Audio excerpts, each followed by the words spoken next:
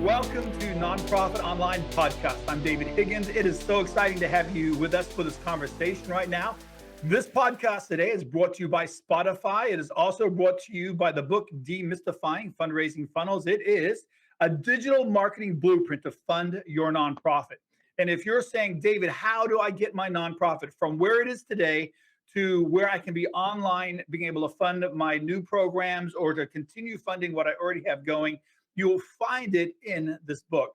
It is going to be available January 25th on Amazon, as well as Audible and ebook. You can also pre-order it now if you'd like, and give us a shout how you feel about the book once you get into it. Love to be able to talk to you about your questions and things that you are looking in front of you saying, David, we have a challenge. How do we work through this? And our team here at Nonprofit Online would love to work with you.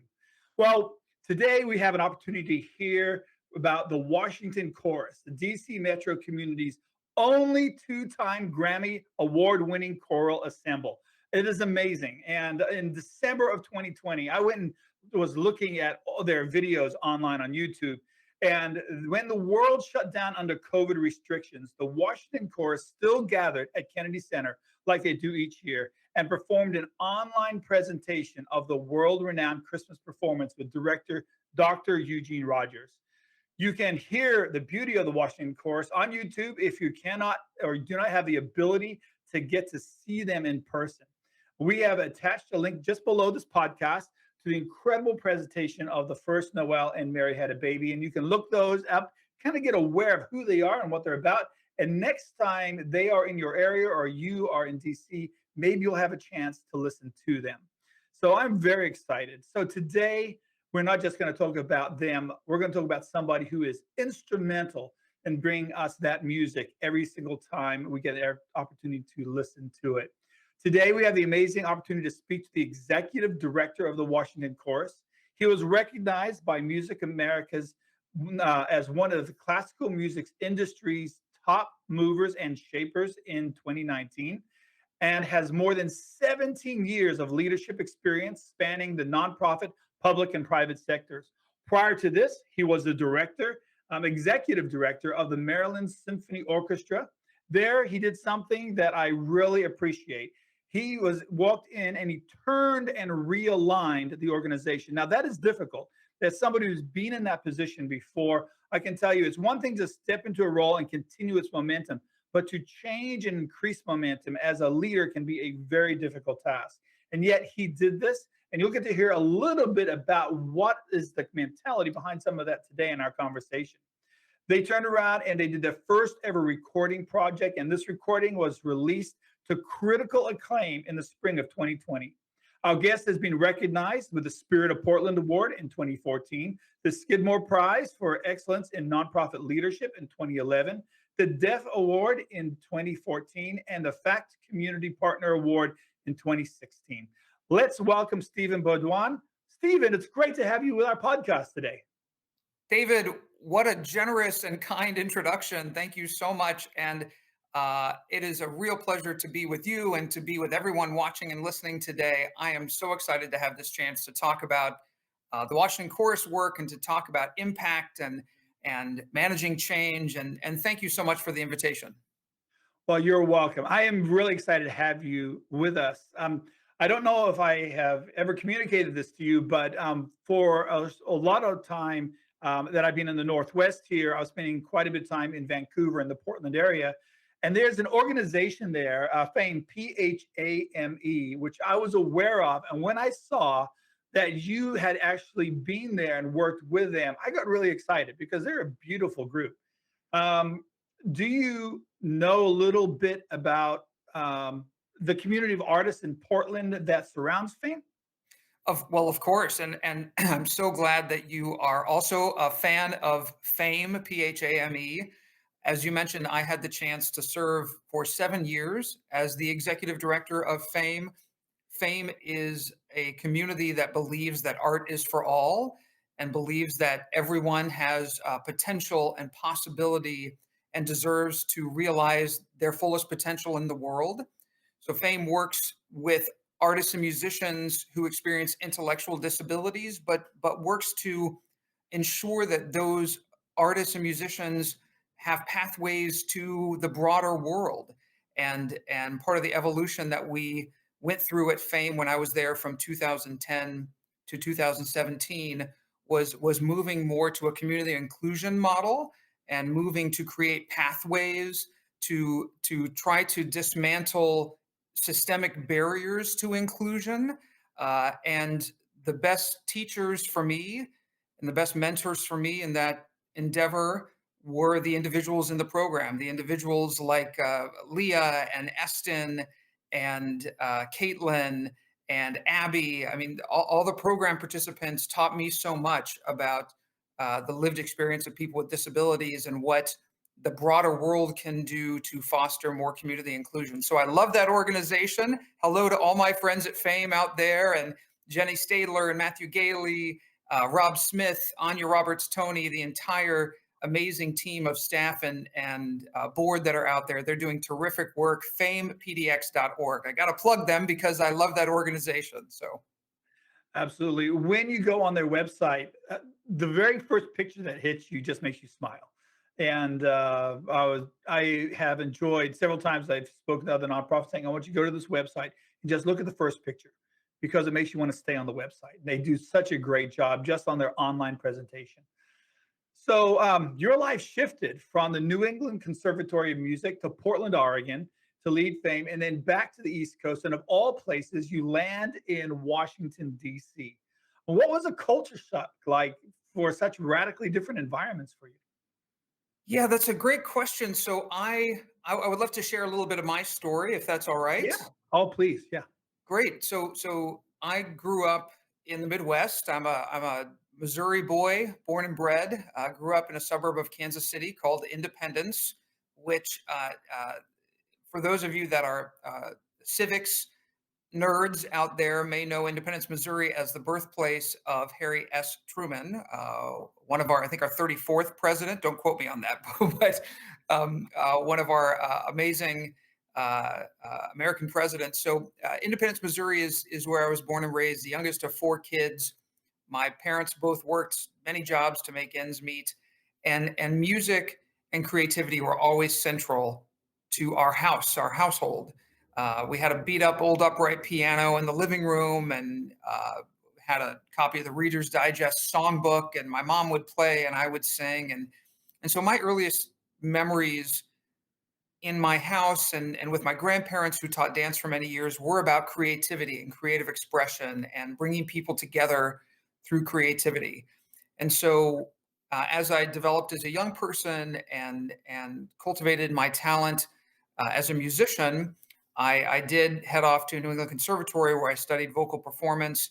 And to your question about sort of bouncing around from Kansas City to Boston to Portland, now here in DC, which is a wonderful community, I have learned so much from every community that I've been part of, and from every organization that I have served, from every person that I've worked with, community members, partners, artistic partners, community partners, board staff, program participants, and it is true that there are some real differences, some cultural distinctions between a DC and a Portland. Gosh, you many distinctions there, but It's also very different. some real similarities, right? And that you will always find good people that are deeply committed to making a positive impact in that community.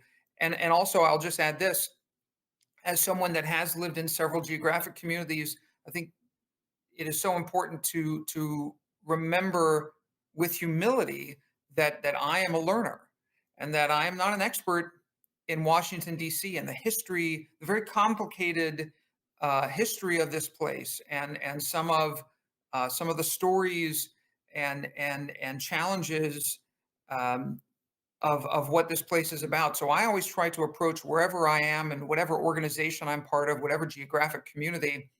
I always try, David, to approach this from a place of being a learner and wanting to really develop authentic relationships with folks across the community to understand how whatever organization I'm part of can best be of service and create positive community value in those places. You define yourself as somebody that is democratizing art. And I found that a very interesting way of describing one's journey and what one's goal and vision is in life. What does that mean to democratize art? Gosh, what a great question. What does it mean to you, David, when you hear democratizing art? What do you hear? Art for all, the ability for each. I didn't expect you to come back at me. The ability for everyone to be able to practice the beauty that's inside of them. Is that colorful enough? Yeah, beautiful. I think that's beautifully said. I love that. People to be able to practice whatever is inside of them. I think that's exactly right. And my belief is that art is a fundamental human right, and that uh, by practicing creative expression and being part of communities that encourage and foster creative expression, uh, it I mean, in every respect, lives are better and communities are better when we do that. In terms of developing empathy and being a good listener and being a civically engaged citizen. Um, so beyond, I'm absolutely in support, for example, of the STEM to STEAM movement, right, in Mhm. K-12 education, which says science, technology, engineering, and math is great, but those kids can only realize their full potential when arts are part of that equation. Of course, I believe that, but I also believe that some of this is very hard to measure, because it's not only or even primarily about a test score for a kid. It's about that kid or adult being able to listen, to have and develop empathy, to be interested in continual learning and improvement, and to being open to hearing and sharing new stories and ways of being. So that's really for me what democratizing art is about. Wow, it's beautiful. When I was in San Diego with the San Diego Performing Arts Center, we the city of San Diego shut down all the music and arts program in all their schools. Well, they're like, we can't afford this. Let's just keep it to the curriculum that we have to do by state law. And all music went, all art went. And they saw a decrease in grades versus a focused increase.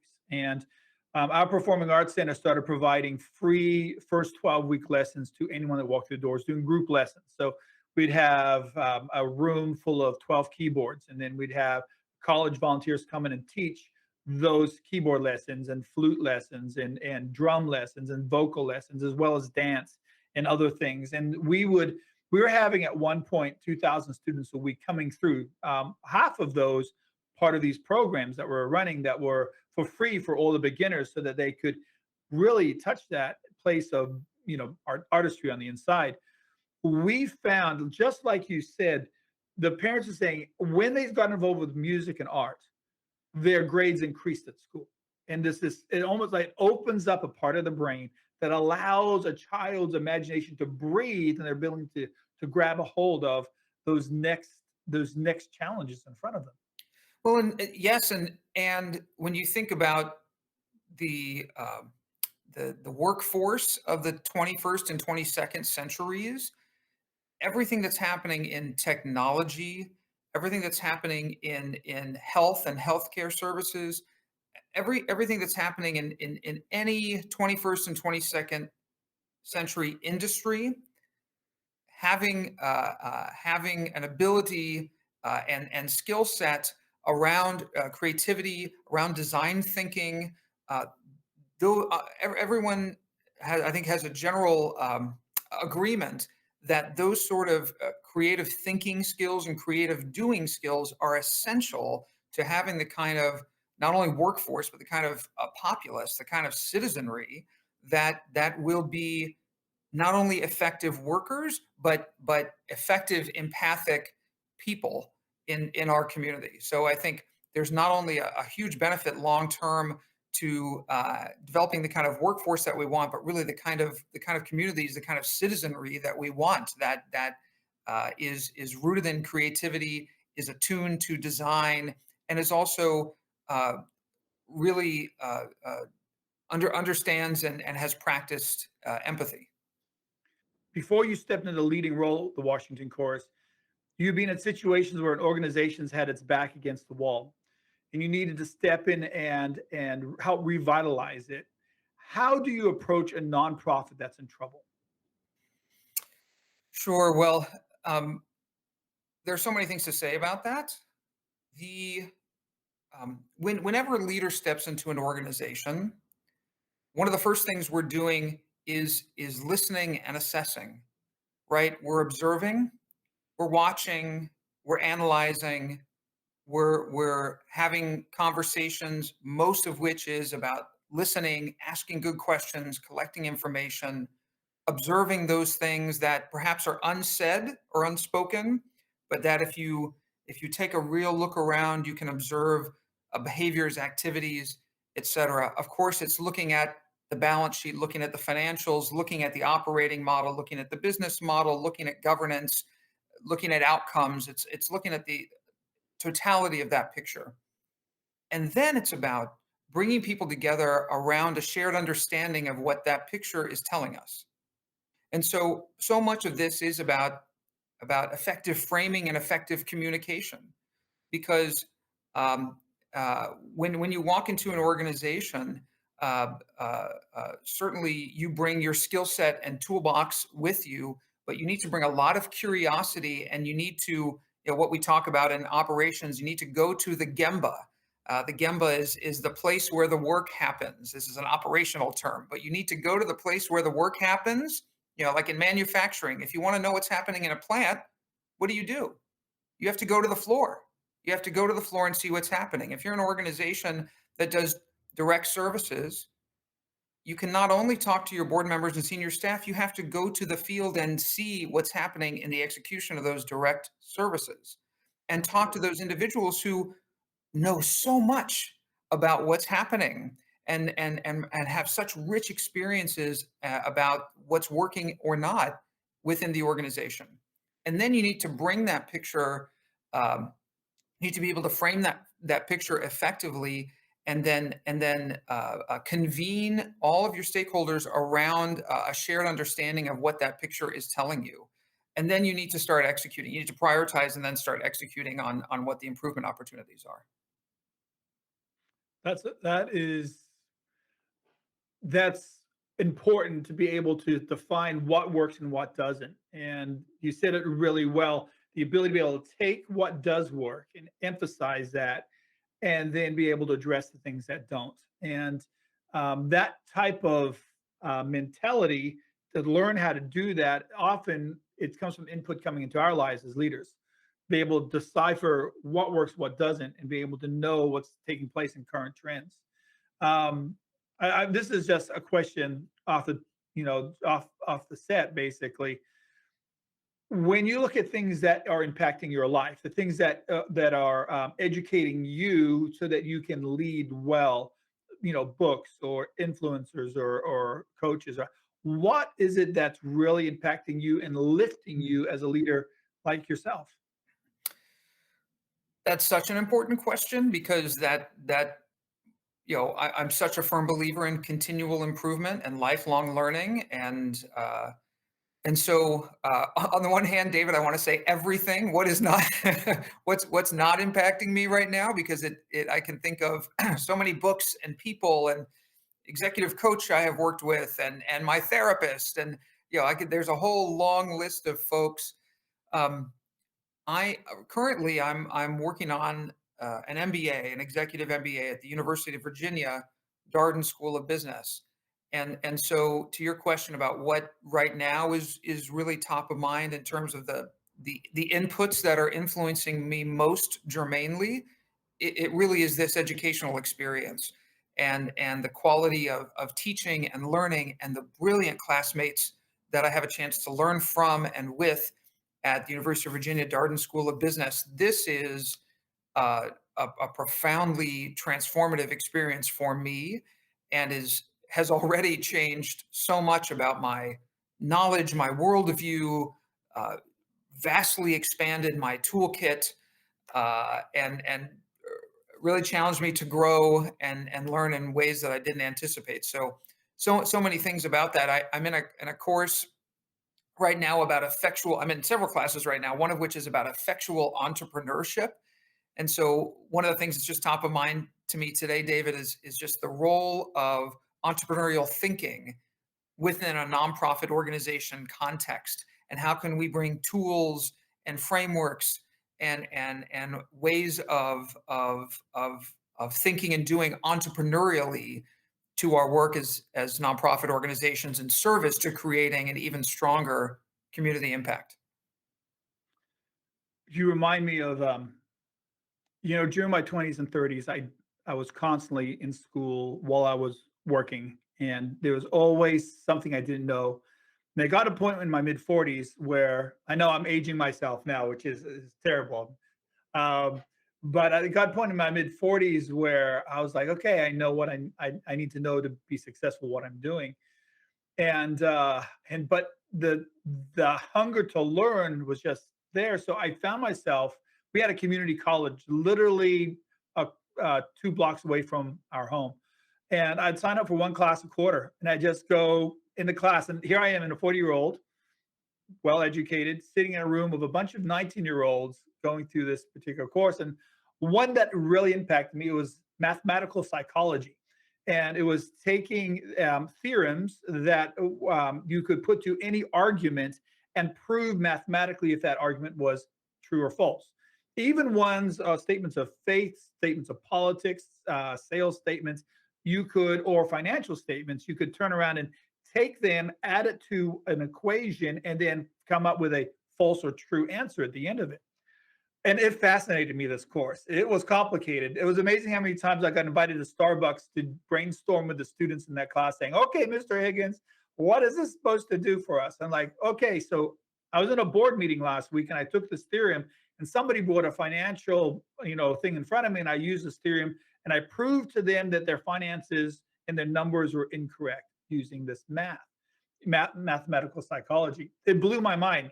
And that was after I thought I knew what I needed to know, but we never get there, do we? We're always something more to learn. Yeah, always. I agree completely. There's always something to learn, and uh, uh, so much of what impacts what's happening in our organizations is really the questions that we're asking, and the data that we're looking at, and even what's behind that data that we're looking at, and we have to constantly really challenge ourselves to be asking ever better questions to make sure that we are not only rigorous in our utilization of data to inform decisions, but always remembering that there are components that are exogenous to that data, that are outside of that data, that must be considered. Human components, environmental components, so many other elements. But as long as we're interested in continual improvement, continual learning, and asking for the support that we need, which can be so difficult sometimes, but remembering to ask for the support that we need, then then we're really on the right path. Yep. When you look at the financial decisions of the Washington chorus, what are important details you need to consider for such a visible nonprofit? Great question. So we certainly, the health of any organization is primarily demonstrated financially on the balance sheet, right? So certainly our net assets position is going to be a key indicator. Our number of months of cash on hand is going to be a key indicator, uh, and our burn rate thereof. Uh, we need to be we need to be uh, considering. Um, so what I'll just say this: in addition to the looking at the health of an organization on a balance sheet, we really need to be much more rigorous as a field about what our forecasting looks like. And as I have developed and grown as a leader, I have there can often be a lot of conversation around the budget, the annual operating budget, and a lot of conversation about the monthly or quarterly financials, or about the 990 and the the annual audit. And those are fine. Those are all backward looking indicators. So we need to spend much more time on forward looking indicators and forecasting to be able to understand what are the drivers for revenue and expense that need to be most considered, most strategized around in service to wherever we're going. So we need to have a clear picture, financially and otherwise, as to what is the goal, right? So as opposed to a private sector firm where the goal is primarily what? Profitability, profitability and value creation for shareholders. And that is not our goal, right? Our goal is not profitability, but our goal is not necessarily net zero either. So what are the financial, human, and impact goals for an organization? And then how are we building the systems, the tools, and the financial, making sure that we're clear about what financial indicators we most need to track on in service to that goal. So um, I really am thinking much more these days about the power and importance of planning and forecasting. Of course, we have to understand where we have been. We have to have good, clean financials. We have to have good policies and processes, good audit firm, good accounting, all of that. Those are essential. And then we need to really have an understanding toward what are we driving and what are going to be the indicators of that impact. Because for our industry, it really is primarily about social impact and particular outcomes that we want to see with people or communities. And then how can we build? What are the indicators financially that will demonstrate that we're moving in that direction? You're talking about forecasting, and I'm sure you've already looked in depth at 2022. What place does online community, digital fundraising, and website communication play in the overall strategy as you look at your organization you're leading? Well, I guess the question is what in our world points against an ever more digital future? Right. Because my observation, perhaps yours as well, is that there is every indication that all parts of commerce, of connection, of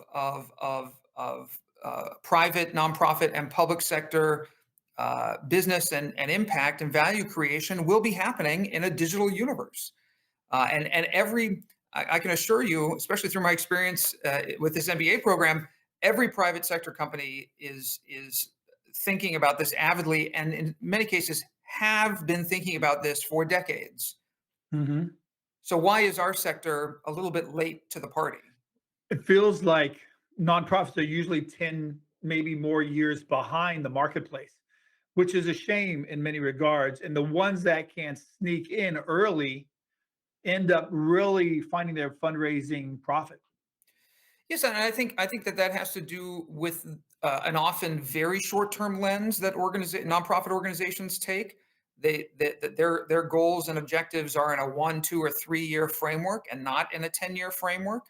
Um, and then, of course, my view, shared by others, that there just is sort of an historic undercapitalization of nonprofit organizations, and usually in service to this overhead myth, right? That like, oh, we need Mhm. to see much more of each dollar going to program. Well, programs are run by people and by organizations that have solid foundations. So let's get rid of this idea that you can actually really calculate this overhead ratio that has anything to do with impact. We really need to focus on an appropriate level of investment and capitalization for organizations so that they can more effectively realize their impact. And that includes digital transformation. So for us, certainly the advent of COVID has accelerated the Washington chorus and everyone in our sector's embrace of digital. Great. And we need to be thinking in a future, in a forecasting manner about what that looks like, because guess what? Our customers are going to be buying more online, are going to be living their lives more online. Um, and we have to, as any organization does, we have to meet our customers where they are. So we need to be ready in every respect, with ticketing, with products, with services, with with fundraising and development, we need to be ready in every respect to meet the customer of 5 or 10 years from now, let alone all the customers today that are underserviced because our organizations are not optimally designed for an easy customer experience online. It's not only about are we online, it's what is the quality of that online experience for our customers and stakeholders. You know, I'm my brain's always brainstorming. When I was thinking of the Washington Chorus, and I was doing some work with a organization yesterday, it triggered a thought, and the idea of being able to take something like a webinar, which is a 1 hour, 90-minute webinar format, and create a link so other youthful orchestras and choirs could for a once a year fee be able to access a webinar to see practice. What does practice look like? What is these type of things? And it not only becomes a help to others, it also creates revenue stream coming into the organization by using digital things like webinars, like communication funnels, email funnels, these type of things. Suddenly the world becomes greater than just the Kennedy Center, right?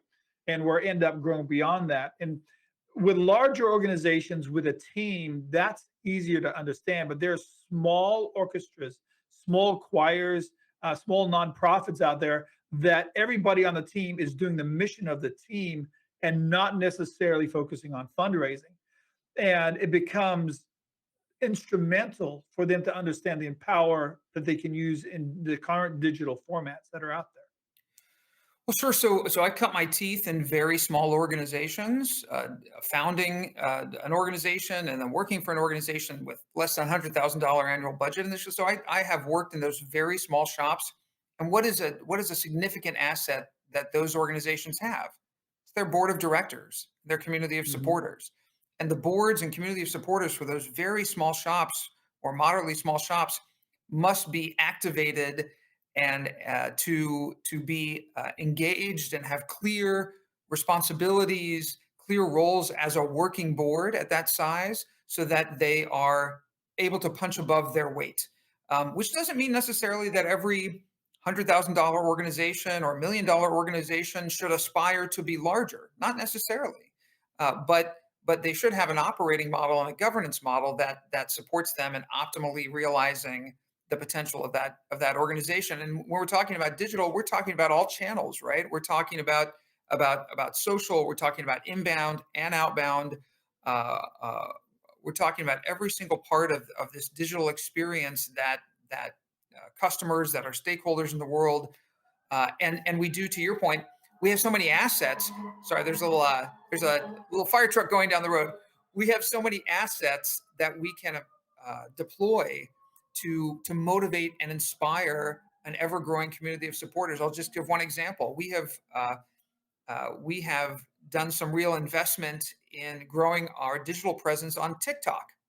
Now, uh, uh, TikTok is its own unique channel, right? TikTok is not Instagram. TikTok is not Twitter. TikTok is not Facebook. TikTok is not your website. It's its own unique channel, and so your strategies and approach for TikTok should be unique to that channel.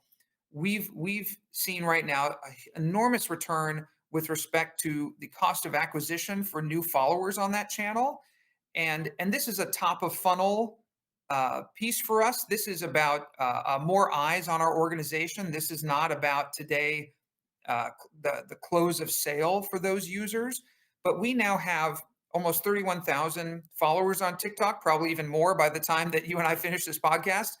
And we have more followers than the Kennedy Center, the Metropolitan Opera, and the New York Philharmonic combined, right? Wow, that's And and and incredible. and this is we have an amazing consultant we work with, Tyler. Thank you for all your work.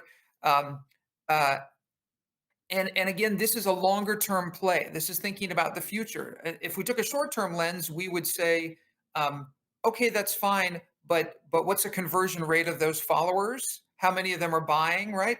We're less interested in that than in building a much larger general following in service to having more people at the top of that funnel that could eventually convert to supporters and buyers. Wow, that's good. Can I ask you a more general question? that really a lot of our listeners are going to be that are asking and have been asking me. Your leadership approach has needed to address issues from community nonprofits like Fame to internationally impacting nonprofits like where you are right now. How has your leadership style had to need to shift as you shifted size of organizations? Oh, terrific question. On the answer, I think you probably have a point of view on this, David, as does everyone that's listening and watching. It's not only about size, but it's about type, and it's about culture, and it's about people, and it's about values. So for me, the question has never been. I've had the opportunity to serve many types and sizes of organizations, for which I am enormously grateful. But the question of leadership style has never been about attaching certain characteristics of leadership to a annual operating budget size. It's been about, um, again, in this we talked about with turnarounds earlier.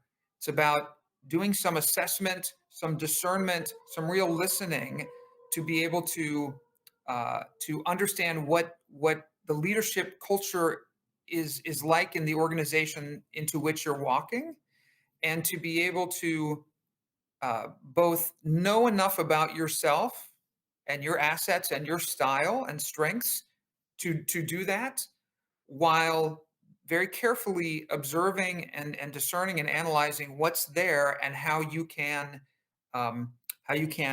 adapt, how you can shape, how you can have many crayons in the crayon box to use in your leadership style. And that not only changes based on size and culture and geography and demography and all of that, it also changes on evolution.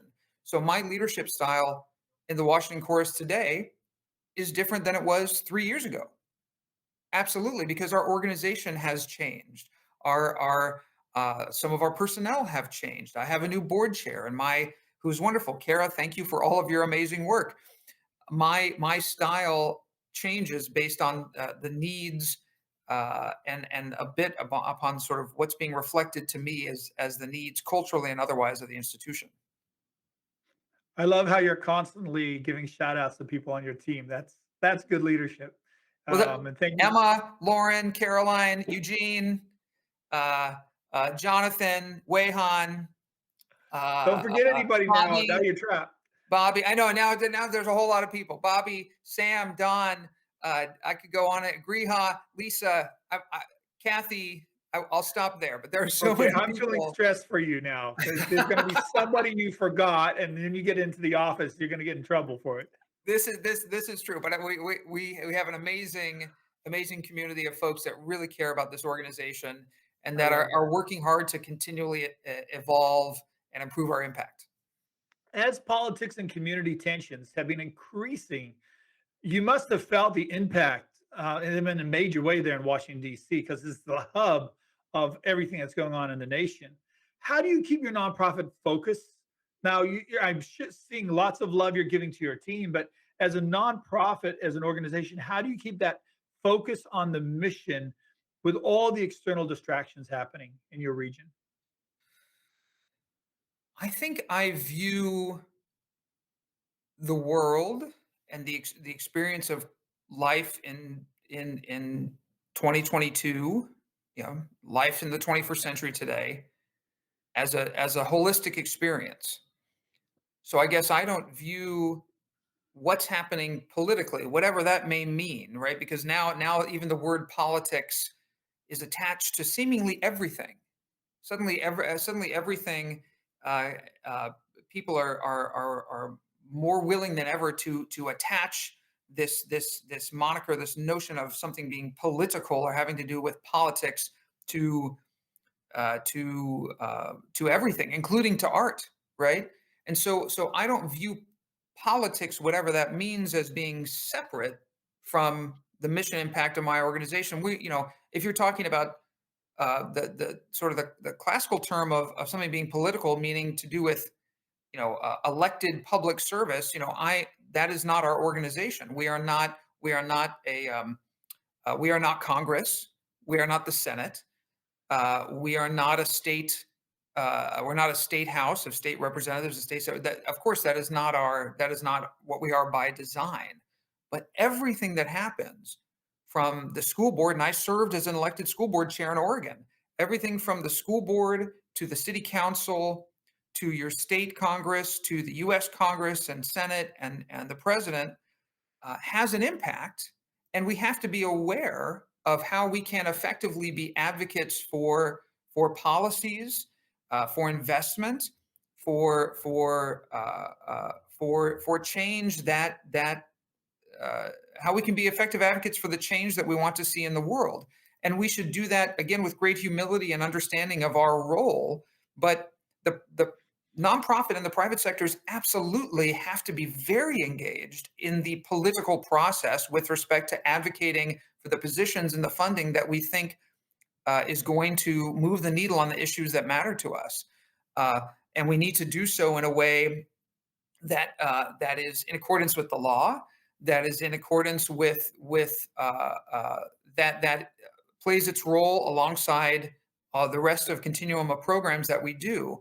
But my view is that if you're not at the table, you're on the menu, and and so we have to be interested. We must be interested at every level, again, from the school board to the city council to the seat of U.S. government. But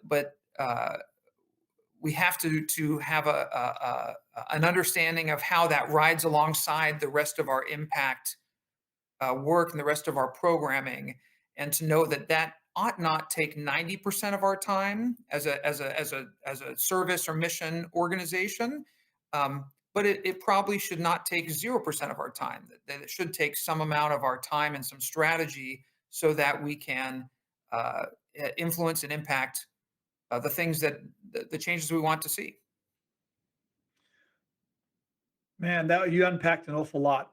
That's will cause a lot of thinking because there's a lot of nonprofits that just don't want to be at the table and they don't realize that they're in trouble if they're not part of the conversation, that they're being looked at by the wolves as sheep. And we don't, even though a nonprofit's world view is to care and to be kind, we don't want to be eaten up by those that are wolves in our community either. We also have to remember most of the market research that I have seen indicates this, that there is a decline in the level of public trust in public institutions, in government, right? There's a significant decline in the level of trust in government. There is some shaky ground and some decline in the level of public trust in the private sector. But the nonprofit sector, from the research that I have seen, seems to have an overall strong and in some cases growing, depending on the year, level of trust with the public. And so we can never do anything we have to remember that one of our first orders of business always is in doing everything we can to engender and retain and grow that trust with the public. Because nonprofits enjoy a very low level of scrutiny today from the government and from the public. You rarely see bad stories in the press, and when you do, it's something egregious about some sort of those occasional fraud cases or those occasional bad players in the industry.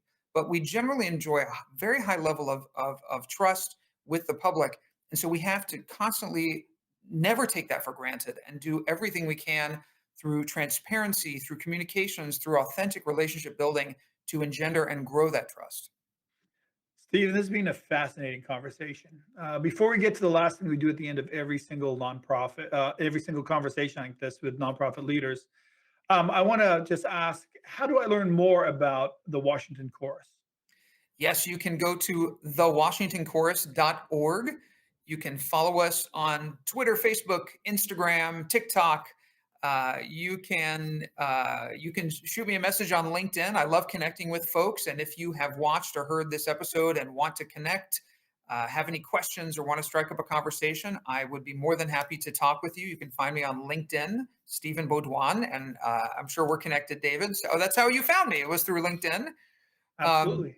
and I would just say to folks, don't, this, our industry is filled with so many beautiful people that care very much about community value creation. And one of the best things we can do is be there for each other. So I'm happy to offer myself up to folks to have conversations, to provide support in whatever ways that we can, especially through this difficult time. And we've got some real challenges ahead this year and well beyond. So whatever we can do to provide support for one another is much needed. Yep. Well, that's a great lead in to the final thing we do at the end of every single one of these episodes. I'm going to give a shout out to a nonprofit that we think is doing a great job. I'll go ahead and go first, give you time to think of one that you really have a lot of respect for. But a lot of times we look at the big cities and we forget about the middle of the country and what's going on, because every single state in the union has amazing nonprofits that are really throwing themselves at the problems in their communities and trying to resolve them. One of those is the Nebraska Children and Families Foundation. And they really challenge their community that everyone has a role to play, helping families keep challenges from becoming crises. And in today's climate, there's so much an elevated emotion that's taking place in our communities. And organizations like the Nebraska Children and Families Foundation is vitally important. And if you're listening and you're like, I want to see what they're doing, because it sounds very similar to what we're doing, and maybe there's something we can learn and grow, or maybe you want to even send them a donation, go to nebraskachildren.org, nebraskachildren.org, and give them a high five. Even let them know that you heard of them through this podcast. But they are doing an amazing job. So, Stephen, it's your turn. Who would like to give a shout out to? Okay, can I break a rule? Is that okay? Go ahead. You can always edit away if you do. Three very special organizations to me: CAPA, the Coalition of African Americans in the Performing Arts.